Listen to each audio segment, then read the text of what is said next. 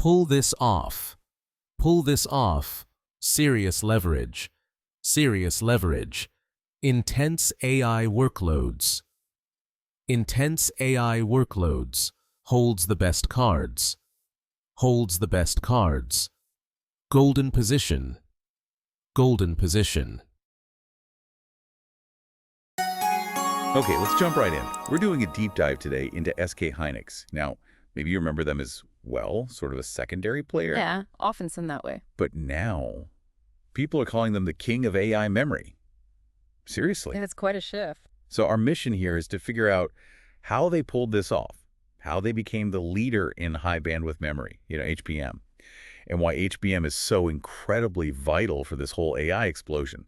We'll dig into what their dominance means for tech's future. It's fascinating, honestly. And what's really remarkable isn't just that they did it, but how specific their lead is right now.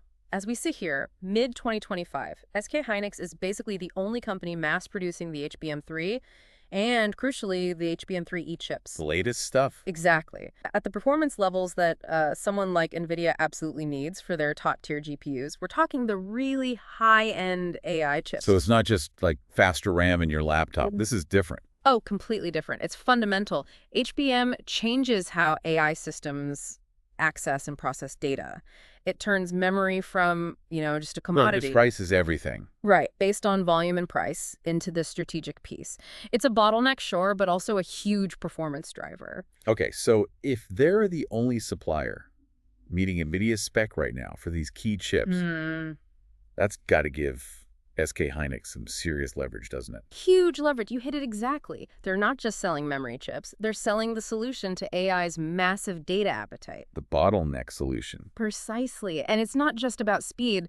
Their technical skill in manufacturing yield, power efficiency, and especially thermal management. Keeping them cool. Keeping those stacked chips cool under intense AI workloads, that's really where they've excelled. It didn't happen overnight, mind you.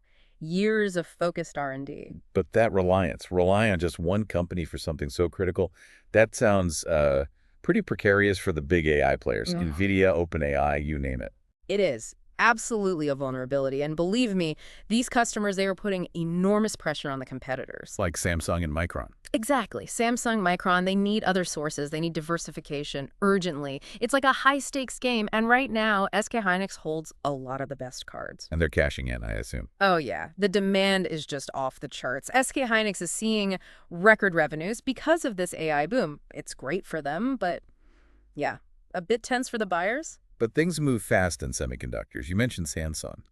I heard they finally passed some validation tests for their HBM3E with NVIDIA after some delays. That's the report, yes. Oh. Partial validation. It's definitely a significant step. It signals that competition is coming and diversification might be on the horizon. So is Skhainik's reign about to end?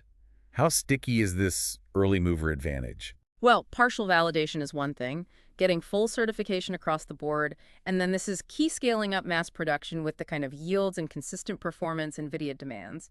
That takes time. Skhainik's didn't just get there first. They built trust through delivering consistently, that reliability factor. It's huge. So Samsung will likely get there, but erasing Skhainik's lead won't happen instantly.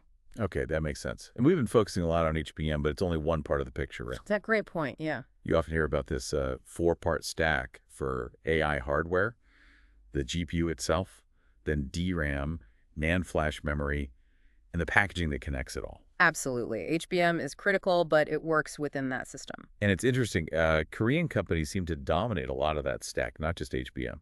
Spot on. They lead significantly in both standard DRAM and NAND flash as well. So if you look broadly, Skhainik's, along with Samsung, they're not just influencing one component. Their technology is integral across much of the AI hardware infrastructure.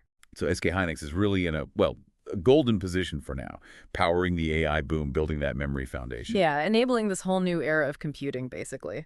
Okay, so wrapping this up, we've seen how Skhainik's jumped ahead, the critical role of HBM, and the precarious single-source situation for now. It leaves you thinking, doesn't it? Considering this deep reliance on potentially just one or two suppliers for absolutely essential AI hardware, what does that really tell us about the resilience or maybe the fragility of the global AI supply chain as this tech reshapes everything? Something to chew on. What is one thing Skhainik's does really well? Think about it and try writing it in one sentence in English.